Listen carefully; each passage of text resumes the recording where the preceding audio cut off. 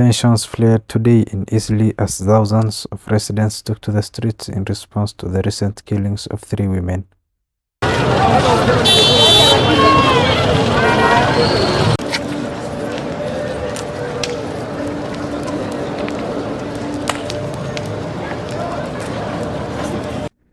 Local leaders have also joined the protest, emphasizing the need for urgent action to combat violence against women and the community at large. I would like to say that the Eastleigh community is utterly devastated today. The neighborhood is mourning. We are terribly sorry about the terrible calamity that has befallen, the murder of 3 women. This has never happened in our community before.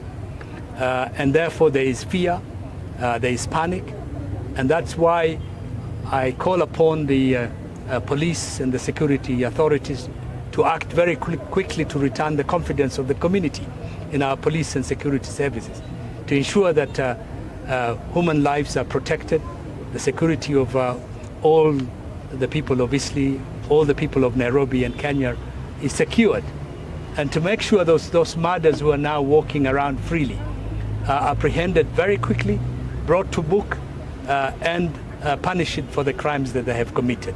Kwanza nichukue fursa hii na mimi kusema pole kwa familia ya watatu hawa ambao kwa kweli wametendewa kitendo ambacho ni cha kinyama sana.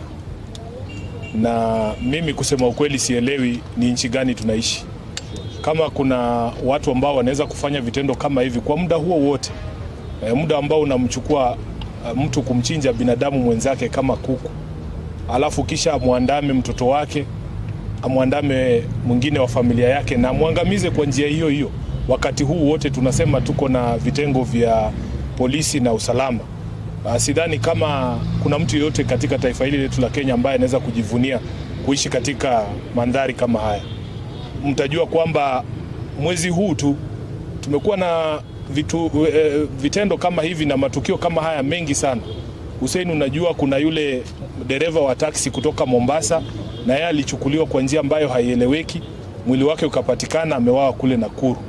Kuna mdada mmoja mdogo sana amewawa na yeye, mtoto wa MCA kule Thika, amenyongewa kwenye nyumba. Ndugu yetu mmoja ambaye anafanya kama HR katika kampuni moja, shirika moja hapa Kenya, na yeye amepatikana leo, mwili wake umetupwa kule sehemu za Nyanza, amewawa kikatili. Kusema ukweli, kama wa Kenya hatuelewi ni nini inaendelea katika nchi yetu. Kama kweli kuna usalama na vitengo vya usalama Kenya hii, hao watu wote kweli hawana uwajibikaji. Haiwezekani jambo kama hili lifanyike. Wewe fikiria operesheni ya kuwachukua watu watatu uwaue, utupe mili yao katika sehemu tofauti bila ati polisi yoyote kuona, bila ati mtu yoyote mwingine kuona. Wanafanyia hivi vitendo vya kiunyama, wanavifanyia wapi ambapo hakuna watu ambao wanaweza kuona ama kushuhudia? Kwa kweli tumefika level ambayo Mheshimiwa Yusuf, Kenya hii yetu lazima tujiulize ni nini inaendelea katika taifa letu la Kenya. Kama kweli bado tuna vitengo vya usalama, kama bado kuna serikali ambayo imejitolea kuwalinda wananchi wake, kwa sababu hakuna mtu anaweza kujivunia matukio kama haya. Kwa hivyo mimi kwa niaba yangu mwenyewe, kwa niaba ya watu wa Nairobi, nataka nitoe pole zangu sana. Hakuna kitu ambacho tunaweza kusema kwa fariji nyinyi ambao mmepatikana na msiba mkubwa kama huu. Lakini yetu ni kusema kwamba iwapo kuna kitu chochote ambacho kiko katika uwezo wetu kama viongozi wenu wa kuhakikisha kwamba haki inatendeka, tutafanya. Kitu ambacho kinanivunja moyo ni kwamba vitendo kama hivi na matukio kama haya yamekuwa mingi sana. Nimekuwa nikimuuliza huyu rafiki yangu Hussein, kwa nini huwa tunakutana tu hapa City Mortuary? Kwa sababu familia nyingi bado zinalia, familia nyingi zinaomboleza, watu wao wameuawa, wengine wamechukuliwa na watu ambao hawajulikani na mpaka sasa hawajulikani mahali wako.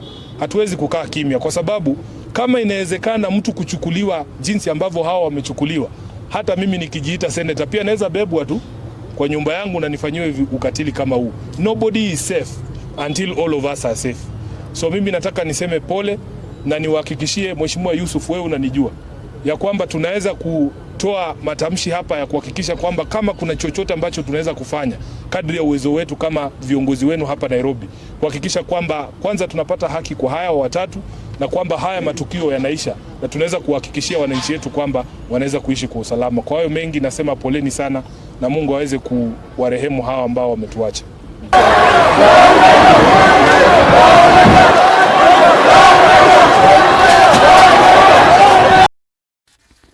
Authorities have increased their presence in the area, ensuring the safety of both the protesters and the bystanders. They have also confirmed that an investigation into the murders is underway, with a focus on bringing to book those responsible to justice.